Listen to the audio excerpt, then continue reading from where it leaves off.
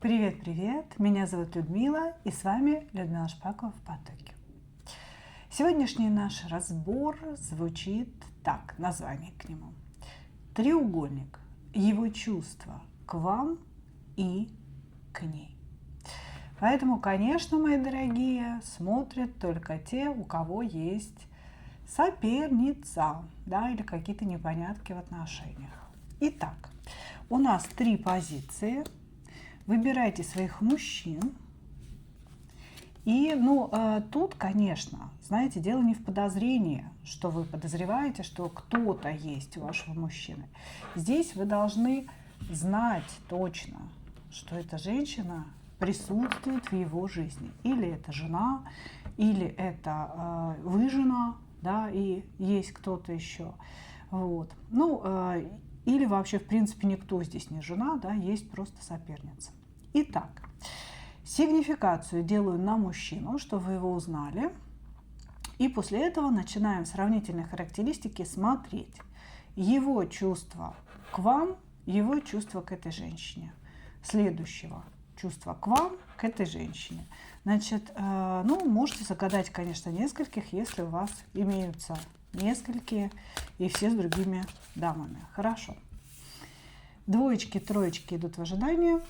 Начинаем с единичек. Я смотрю, чтобы у меня все писалось, мои дорогие. Проверяю. Значит, мужчина очень такой своеобразный, знаете. Первоначально, в начале отношений, он очень активно проявляется. Он очень активно действует, пытаясь как-то, знаете, сразу привлечь к себе внимание. Вот, значит, если он сразу же быстро добился женщину, он снимает с себя всякую ответственность. Здесь идет такое, знаете, продавливание своих интересов и потом тут же забирание ответственности из ситуации. Своеобразный мужчина.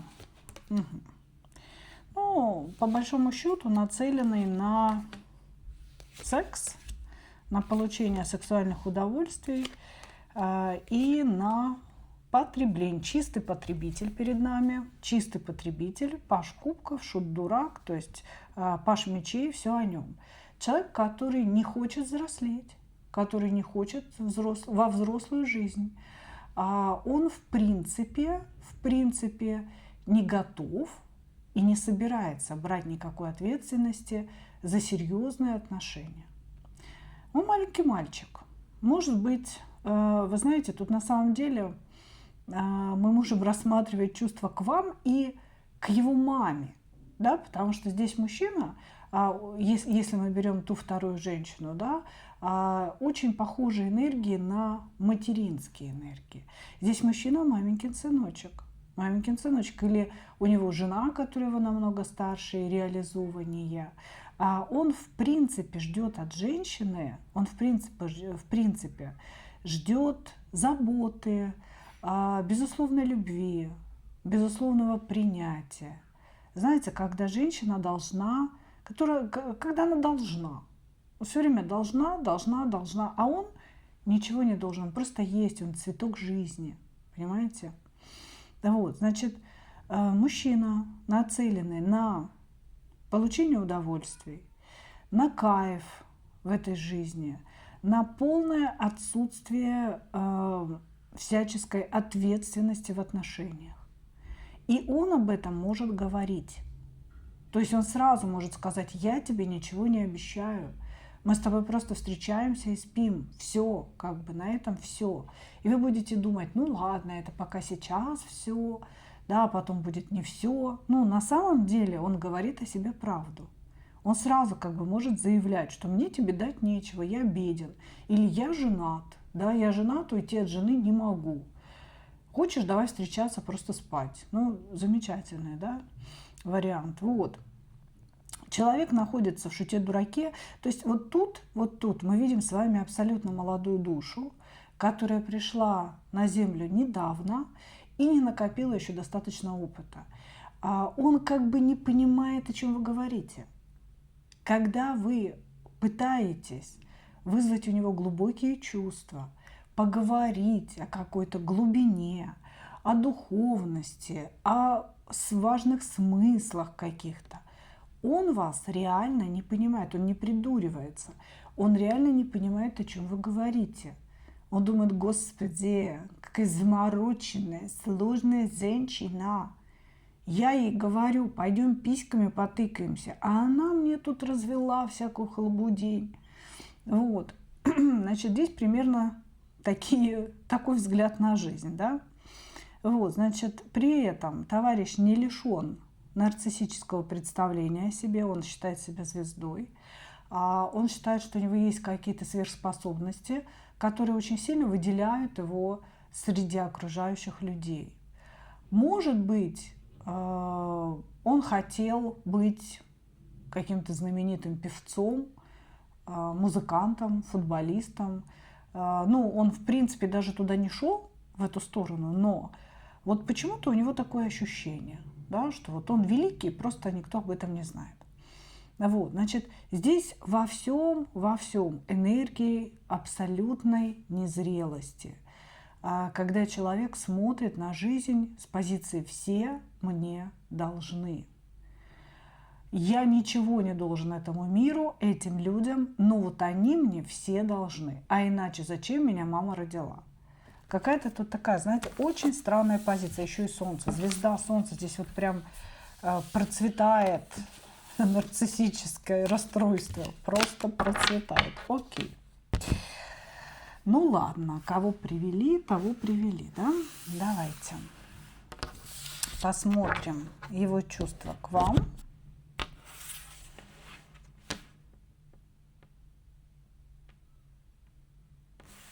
Вот так. И его чувства к мне. Чувствую, что к вам здесь больше эротического уклона, поэтому на вас беру Монару.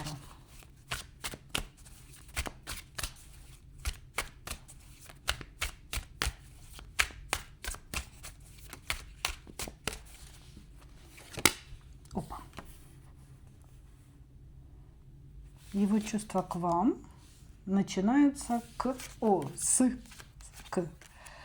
соперничество. Соперничество начинаются они. Чувства к вам.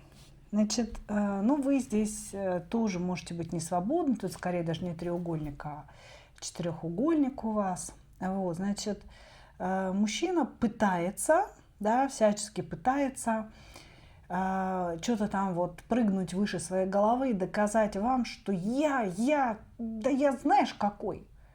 Ты чё, блин, женщина, не любишь меня, да, не признаешь меня. Значит, мужчина пытается с вами соперничать и показать вам свой прекрасный павлиний хвост. Вот, значит, мужчина очень хочет, чтобы вы его хотели, вы за ним бежали, вы за него боролись. То, о чем я говорю, по сути, не называется его чувствами к вам. Правда ведь? Потому что чувств к вам как таковых я вообще не вижу. Не вижу. Я вижу желание. Желание. Здесь есть две карты, которые в своем сочетании, да, говорят о том, что человек одержим сексуальными фантазиями в вашу сторону. Он прям видит порнофильм у себя в голове. Причем каждый раз, когда остается один, он его просматривает. Понимаете? Ну, что он при этом делает, я не знаю, да, и не хотелось бы заглядывать в это все. Но я думаю, что может и делать. Вот, значит, очень много эротических фантазий, очень много фантазий не только с вами, а еще с другими участниками, значит, этих взаимодействий. Но это не чувство. Это не чувство. У него к вам есть вожделение сексуальное. Вы его очень возбуждаете. Это на уровне физики, это на уровне свадхистана чакры, ее негативных аспектов, да, когда человек хочет лишь насладиться вами. Он вообще вас не воспринимает как женщину, как человека, как личность. Это все за границами его восприятия. Не понимает он. Пися, вот что главное, понимаете? Вот. И поэтому здесь он брызжет этими жезлами в разные стороны. Понимаете? Вот прям брызжет из него энергия вот этого желания вожделения. И это вожделение я даже не назову красивым словом страсть. Это не страсть. Это самое низменное вожделение, которое возможно. По сути, этот человек не помнит вашего лица. Он знает лишь, какого размера у вас грудь и попа. Вот. Понимаете, да, о чем я говорю? Нет здесь никаких чувств. Здесь одни желания. Здесь одна одержимость затащить вас в постель. Желание щелкнуть вас по носу, что-то такое вам доказать, именно потому, что вы не даетесь. Вы человек самоценный, и вы не даетесь, а его бесит, что вы не даетесь. Понимаете? Это не про чувства, мои дорогие. Это не про чувства. Здесь человек не понимает, что такое высокоструктурированная энергия. Понимаете? Ну, не поднимался его разум, не поднималась его точка сборки выше Свадхистана чакры. Тут даже скорее он на Муладхаре, если честно. Здесь вот прям такое животное потребление энергии жизни, странное весьма. Хорошо. Окей. Чувство к той самой сопернице, которую вы загадали. Да? У кого-то мама – это мама, у кого-то жена – это жена. Ну, или там женщина старше, но он скорее должен быть или женат, или с мамой жить. Его чувство к ней. Использование. Скорее жена все-таки, да, потому что он относительно нее император. Ну вот смотрите, перевернутый иерофант, перевернутый император и маг на дне колоды. Это ведь тоже не про чувства. Это про манипуляции, про жесткое манипулирование, установление своего контроля и власти в семье при помощи своей детскости, при помощи своей беспомощности. То есть там человек использует женщину, пентаклевую королеву, в своих целях, да, говоря ей все время о том, что он что-то не может. Он в десятке мечей находится, да, как бы он притворяется. Я не могу, я болен, ножка болит, ручка болит, головка болит, меня уволили с работы, я умираю, теперь полгода я буду приходить в себя. То есть вот эти вот все истории, это про их отношения.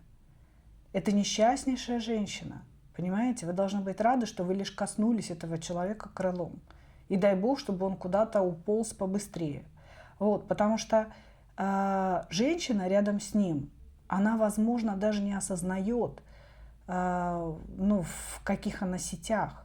Он говорит-то про нее, может, что угодно. Он, скорее всего, вам говорил о том, что она деспотичная, что она там сволочь в юбке и так далее. Но это совершенно не так. Он ее использует. Здесь сволочь, возможно, даже в юбке.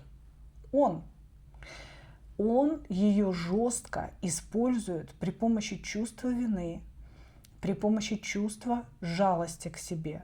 Она его обеспечивает по девятке пентаклей. Перед нами классический Альфонс, который тянет бабки. Бабки, душу, мысли, нервы. Все это он тянет из этой женщины. Она до такой степени истощена рядом с ним, если честно, что это просто пипец. Очень жаль, что она не приходит смотреть таро-расклады, да, вот про своего принца на белом коне. Да вот, значит, здесь она на него работает, она за него платит, и не только деньгами, своим здоровьем, своими нервами в том числе. Нет никаких чувств ни к вам, ни к ней. Вы сексуальное увлечение, она денежный мешок. Вот все, что здесь можно сказать про этого человека. Жуткий манипулятор, держит власть над этой женщиной именно своей слабостью. Тем, что постоянно признает, что у него что-то не выходит, не получается, он не может, спасите, помогите, а иначе я просто умру. И здесь срабатывает ее материнский инстинкт, она его спасает. чистейший дьявол во плоти. Но она, скорее всего, даже не подозревает, что ею манипулируют. Она считает реально, что я спасаю своего ребеночка, спасаю своего миленького. Понимаете? Если это мама, это еще ну хоть как-то можно объяснить, да? Если это жена, то это полный пиперец. Такая вот здесь история. Окей, мои дорогие, благодарю вас. Опа, простите. Одного персонажа мы с вами рассмотрели. Это, наверное, тут так обижается на меня. Или вы обижаетесь на правду. Благодарю вас. Двигаемся далее. Сейчас будем смотреть Таро.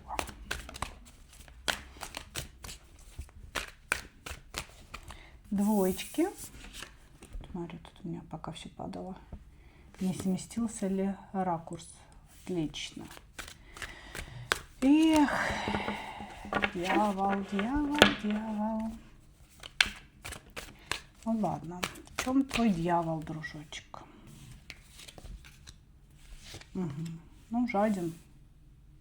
Очень жадный.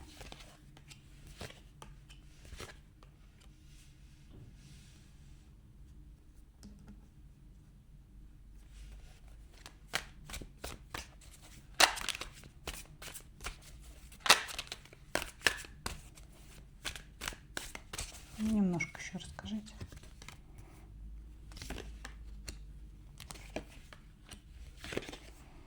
Слушайте, здесь прям все про жадность. Здесь, значит, первое. Этот мужчина мог вам рассказывать о себе историю, что когда-то его мама хотела девочку, а родился он. И поэтому он оказался нелюбимым сыном в семье. Мама его там не гладила по головке, не целовала, на руки не брала. Значит, ты не девочка, значит, гуляй, Вася. И как будто бы он с самого своего детства хотел быть девочкой или чувствовал себя девочкой. Значит, перед нами может быть латентный гомосексуалист, или, может быть, имеются в виду немножко не такие, да, экзерсисы. А здесь может быть человек, который внутренне хотел бы занимать роль женщины, да, то есть это может на его сексуальности не влиять. А он просто хотел бы, чтобы кто-то за него что-то решал, кто-то о нем заботился, кто-то за ним ухаживал. Вот понимаете, то есть вот так это может проявляться. Но у кого-то здесь вот прям конкретизация. Хотел быть девочкой, а кто-то, может, и стал девочкой. Окей, значит, здесь немножко про другие вещи говорят. Здесь говорят, что у этого человека патологическая жадность. И он как будто бы, знаете, все время что-то копит, все время что-то припрятывает. А если он женат, да, то он припрятывает от своей жены. Он все время перед женой говорит о том, что у него зарплата одна, а на самом деле зарплата значительно выше. Все время у него какие-то заначки есть. И о половине заначек он уже и не помнит. Понимаете, там уже деньги сгнили. Гопсек, товарищ такой, да, у нас. Вот. А мужчина, который не приемлет, когда женщина ему указывает. Вот понимаете, если вы ему начинаете говорить какие-то наставления, да, замечания в его сторону, он может сразу наорать, сорваться, сказать, кто ты такая, пошла ты козе в трещину и так далее. То есть у него здесь сумасшедшие какие-то приступы агрессии в случае, если женщина, как он считает, начинает на него давить. При этом, да, этот человек, ну вот он прям скорее всего женат. Скорее всего женат. И как раз-таки его жена имеет такую давлеющую функцию. То есть она как бы его там строит немного. Вот. Я не знаю, мы будем смотреть как соперницу жену или не жену, но смысл здесь такой. Здесь присутствует такая очень мощная женская фигура, которая с ним постоянно в контрах, и он ее прям слушается, сидит, знаете, как зайка на задних лапках. Да, конечно, да, я все сделаю. Вот. И она его очень серьезно строит, всегда как бы делая ему больно. А самое интересное, что когда она ему делает больно, он все время чувствует себя именно девочкой. Обиженной девочкой, которая сидит в песочнице, и одна плачет, потому что ее мама не пускает домой. Вот. Значит, что еще? Этот человек все время хочет быть богатым. У него существует страх бедности, колоссальный страх бедности. И, ну, я понимаю, что, наверное, у всех существует, да, все, наверное, боятся остаться без ничего, но у него это вот прям до патологии доведено. Если начинаются в мире какие-то перетурбации, да, он прям сразу начинает жутко экономить, и вот жене постоянно, знаете, так вот, не надо там, давай самую дешевую гречку купим, не надо мясо покупать, давай купим курицу, а лучше вообще без мяса, ничего страшного, никуда отдыхать не поедем, на огороде отдохнем. Понимаете, то есть он все время зудит насчет того, что деньги тратить нельзя. Но есть одно но. Если он что-то решил, на что-то потратить, например, ну да, машину хорошую купить себе, он может для себя лично это сделать. Но не для своей семьи, не для своей жены, не для кого-то. Здесь идет история того, что человек на себя тратить готов, причем иногда даже очень большие суммы, да, а вот на тех, кого он, ну, типа, как бы любит, да, нет, на них он тратить не будет. И вот у кого-то идет даже прям конкретная история. У этого мужчины есть своя дополнительная квартира, отдельно от жены, отдельно от всех знакомых. То есть никто не знает про то, что у него есть еще какое-то жилье. Может быть, он его использует для встреч. Хорошо. Давайте посмотрим, да, посмотрим его чувства к вам.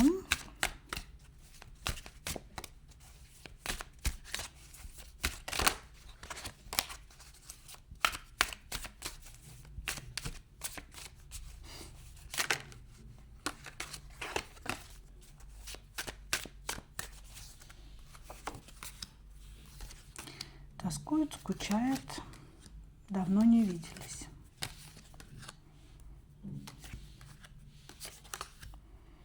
А он такой, типа, знаете, типа, ну да, я не идеал, но мы с ней одного поля ягоды.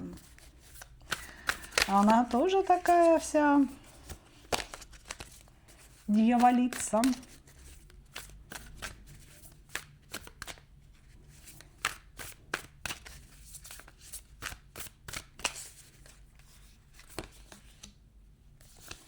Его чувства к ней.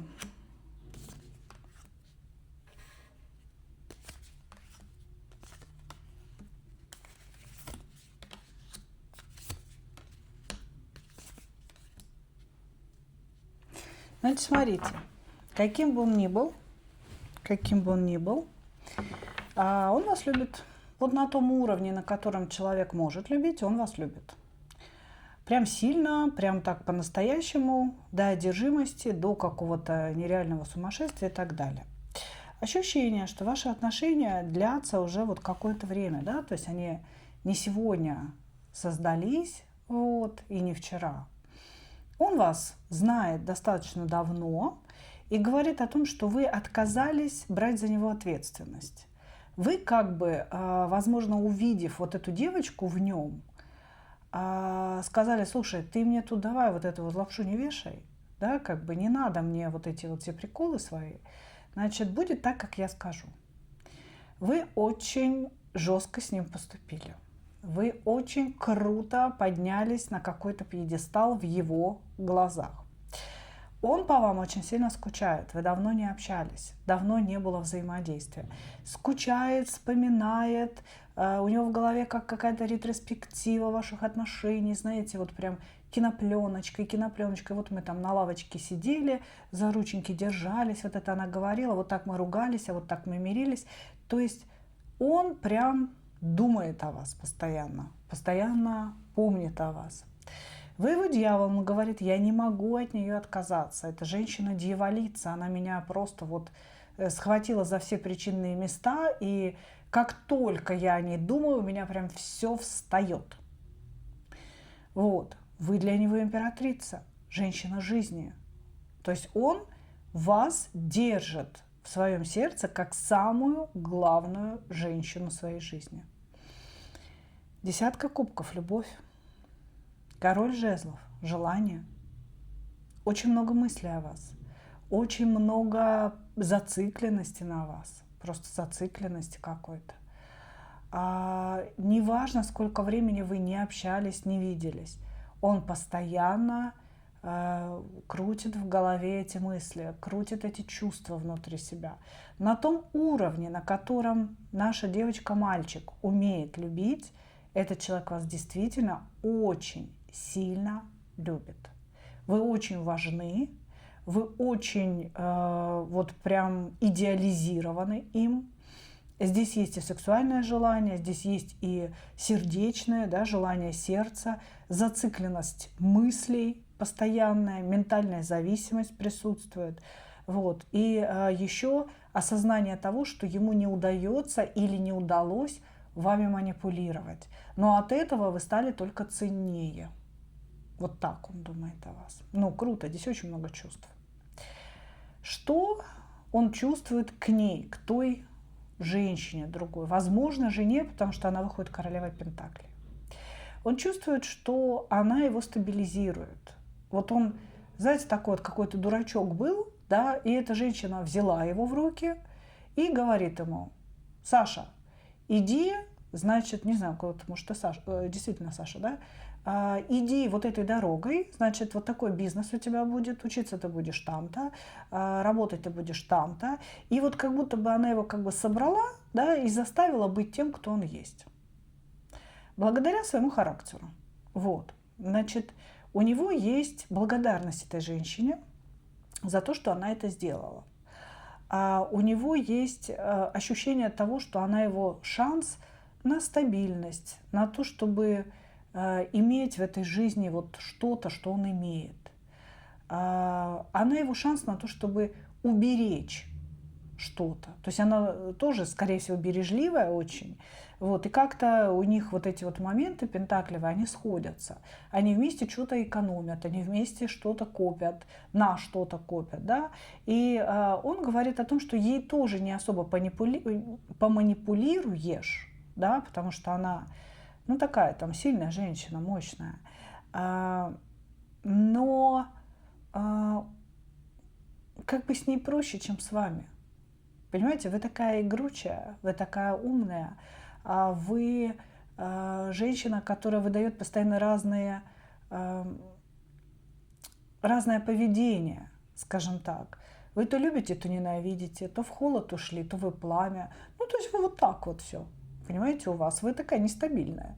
И ему как бы с вами с одной стороны интересно, и он вас любит, а с другой стороны вы для него очень опасны. А она стабильная, она пробыта, она понимает все, что он ей говорит про деньги. Не поедем отдыхать, хорошо, не поедем на дачу, так на дачу, в дом, так в дом. То есть вот как-то так, понимаете?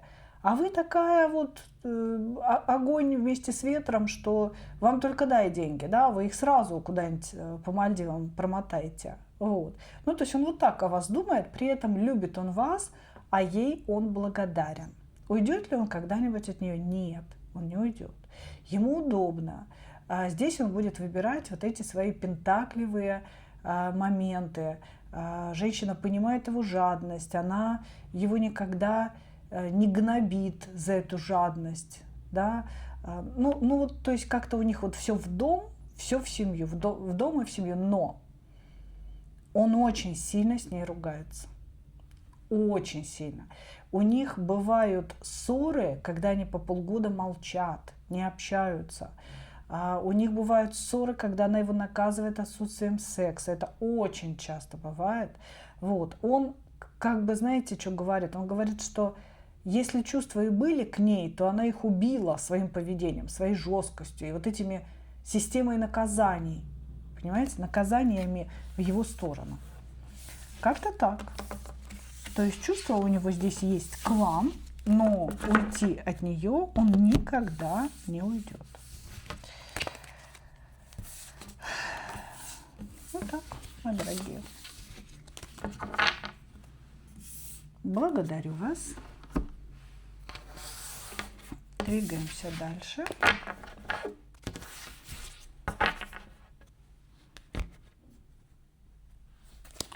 Троечки.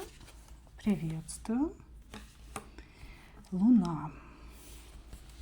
Дьявол, Луна. Что-то собралось у нас тут сегодня за товарищество собственников жилья.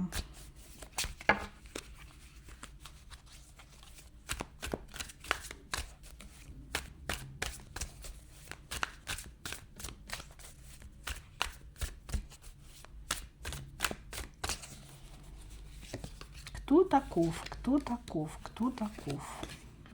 Угу. Слушайте, какие-то мужчины все в дьяволах и в лунах приходят у нас сегодня.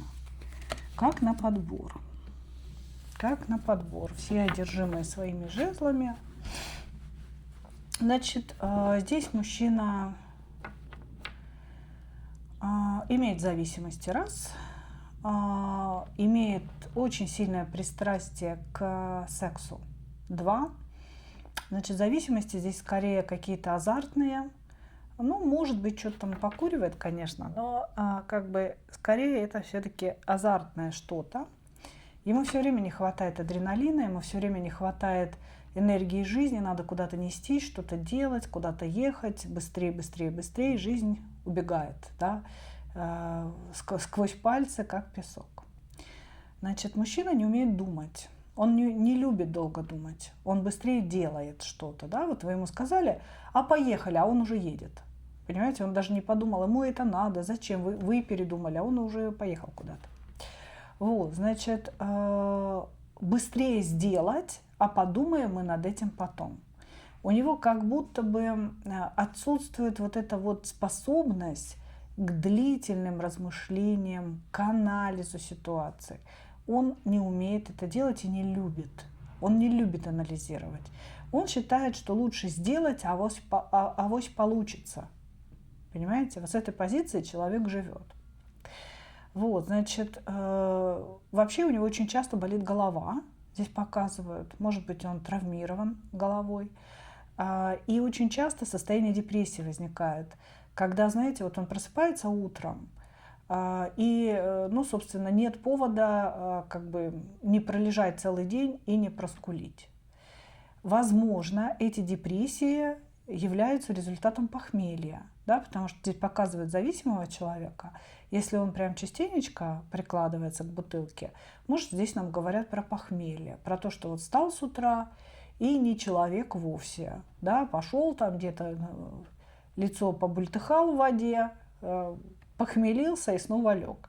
Короче говоря, часто у него депрессии, плохое состояние и головная боль.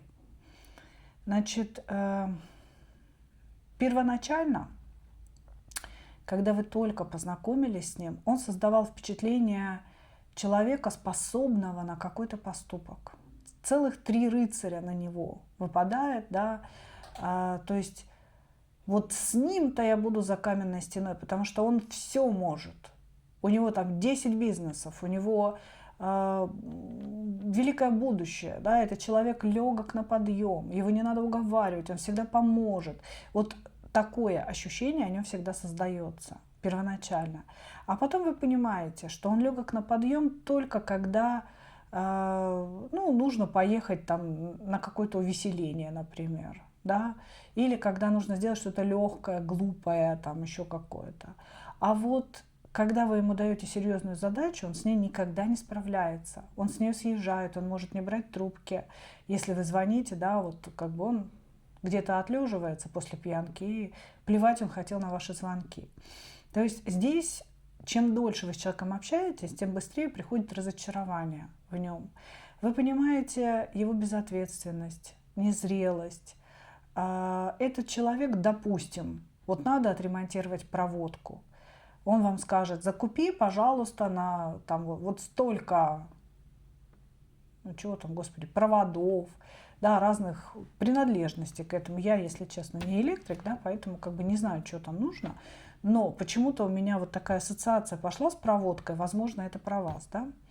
Значит, купи того-то, того-то, того-то. Вы все это покупаете, а потом оказывается, что из всего, что вы купили, для того, чтобы починить проводку, требовалась только изолента.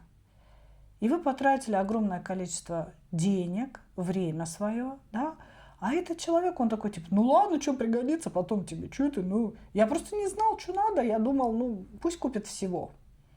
Похрена, сколько вы потратили. То есть у него какое-то такое, как он говорит, легкое отношение, да, к проблемам, которые он создает другим. Такая вот история здесь, понимаете? Все время куда-то двигается, все время куда-то бежит, и все время создает иллюзию того, что он зарабатывает деньги, что он что-то из себя представляет.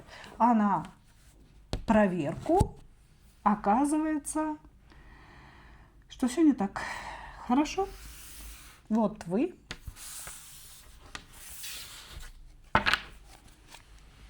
Опа. Вот она.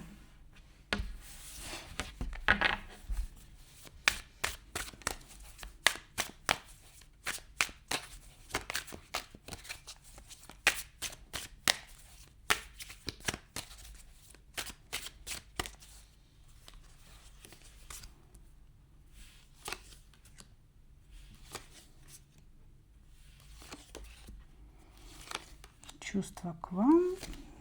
Угу. Он на вас злится, считает вас нарциссичной. Ну, прям так и говорит.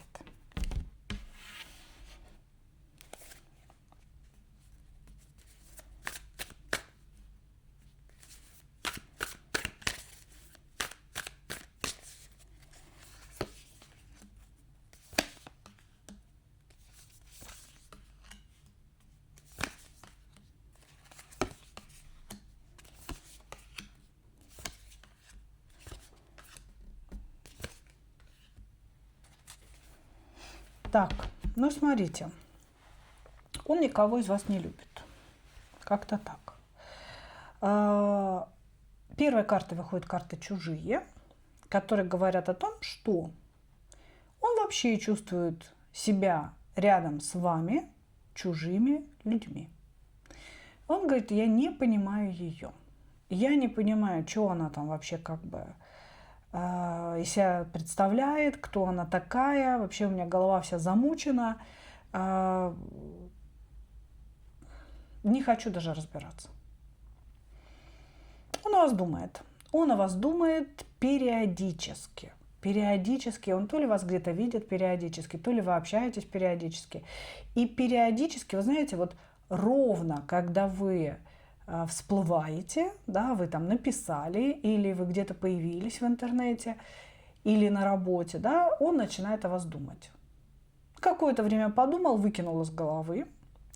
Значит, безусловно, вы ему нравитесь физически. Он говорит о том, что вы очень красивая, очень какая-то статная, какое-то у вас такое вот поведение, да, вы себя высоко цените, и вы очень нарциссичны. Он говорит, она зациклена на себе, зациклена на деньгах, на своей там внешности. Она рядом с собой хочет видеть какого-то прям ёкарный баба императора. Но я-то аж не он. Вот. Значит, как будто бы у этого человека были какие-то к вам эмоции, да, которые вы сами благополучно отрезали. Он как будто бы, знаете, намеревался с вами иметь чего-то куда-то в виде отношений, да, сексуального характера, но вы не пошли на поводу. Вы сказали, что так, как ты хочешь, я не буду с тобой взаимодействовать, да, общаться. Так не будет. И сразу же вы стали нарциссичной. И сразу же вы стали, ну, я не знаю, женщиной, которая мне не далась. И не дала. Вот. Короче говоря, считает вас чужим человеком, не понимает вас, не понимает, что вы обиделись. Он говорит, я не понял, что она обиделась. Вот. Когда-то были желания что-то построить с вами, но, как он говорит, ваша зацикленность на себе, ваш эгоизм разбили все его желания, значит, о скалы, выходящие из океана любви. Вот, сейчас нет у него ни сексуальных каких-то особенных желаний, ничего. То есть как-то такое, знаете, вот ощущение, что у этого человека провалы в памяти. Что вы не общаетесь, и вас как будто бы нет. Вы появились, и вот он, вот кто она там, понятно, все, Анька, да?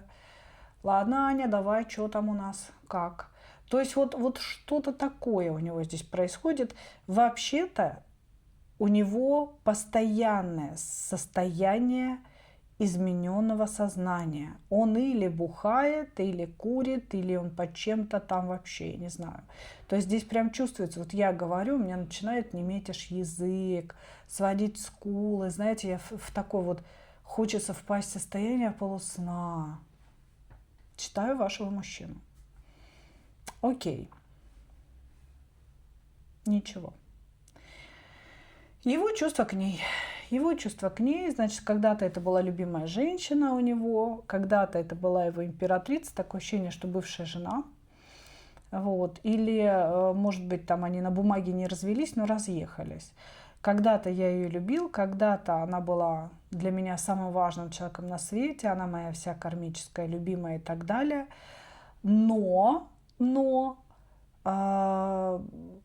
наши отношения сошли на нет. Тут, скорее всего, мужчина привел женщину к 5 пентаклей, к бедности, причем к бедности реальной, физической бедности. Он мог вытащить все из дома, ну, мы с вами понимаем, да, зависимые люди, что могут сделать. Продать все, вытащить, набрать долгов, которые она оплачивала. Вот. И, значит, на этом успокоиться. Скорее всего, эти люди уже расстались, и не выдержала именно женщина, потому что женщина здесь реально императрица, королева кубков в 8 пентаклей. Сама работает, сама зарабатывает. И задолбалась она, скорее всего, платить за этого товарища, за все его огрехи. А он может попадать в разные истории. Нам здесь показали азартную зависимость. Он может играть в карты, проигрываться. За ним могут гоняться определенные люди. Да, вот ей это тоже все надоело. Значит, если мы говорим о чувствах, я бы сказала, что этот человек когда-то испытывал чувства именно к ней. Именно к ней. Именно к вот этой вашей сопернице. Он ее любил, он ее идеализировал, он ее считал своей единственной женщиной на всей планете. Вот. У них было прекрасное общение, она понимала его с полуслова. Вот. И как он считает, он вкладывался в эти отношения, как он считает. Но это было не так. На самом деле он лишь обещал, он лишь строил какие-то планы, и ничего из этого не сбылось. А сбылись только проблемы, которые он принес своей женщине. И женщина здесь рубанула. Поэтому, если мы говорим о его чувствах, то это некие воспоминания о том, что было, какие-то, знаете, ошметки этих воспоминаний, обрывки. И понимание того, что между ними тоже ничего нет. Понимаете? Вот. Ну, то есть, вот как-то так, как-то так. Та женщина, она хотя бы была в прошлом важна. Вот так. Если же мы берем вас, то он сразу говорит, что вы чужие люди. Может быть, знаете, познакомились на сайте знакомства и не знаете, кто он, что он. Вот. И как-то так один раз увиделись, вы сразу обиделись на него. Или там по переписке что-то произошло. Потому что здесь вот какое-то поверхностное отношение к вам, легкое, как к человеку, которого он действительно очень-очень плохо знает. Ну вот, мои дорогие, такой у нас сегодня получился расклад. Надеюсь, что вы получили свои ответы. Не забывайте, пишите, пожалуйста, комментарии, ставьте лайки. Напомню, что комментарии нужны не только мне, да, не только для продвижения канала. Они нужны прежде всего вам. Рассказывая свои маленькие истории в комментариях, да, говоря, срезонировало, не срезонировало, вы закладываете информацию в энергоинформационный поток, из которого я для вас вытаскиваю эту информацию и озвучиваю в своих разборах. Вот так это работает. Поэтому пишите, чем больше, тем лучше. Я все читаю, кстати. И, конечно, благодарю за лайки. Это такой вот минимальный энергообмен, который вообще можно создавать, да, между нами с вами. А если решите послать какой-то донат, конечно, всегда тоже указаны карты. Посылайте донат, очень многие это делают, и я бесконечно благодарна вам. Ну что ж, еще раз вас благодарю и, как обычно, хочу пожелать вам только одного – встретить свою настоящую любовь и не потерять в ней себя. Ну а мы увидимся с вами в следующих видео. Пока-пока!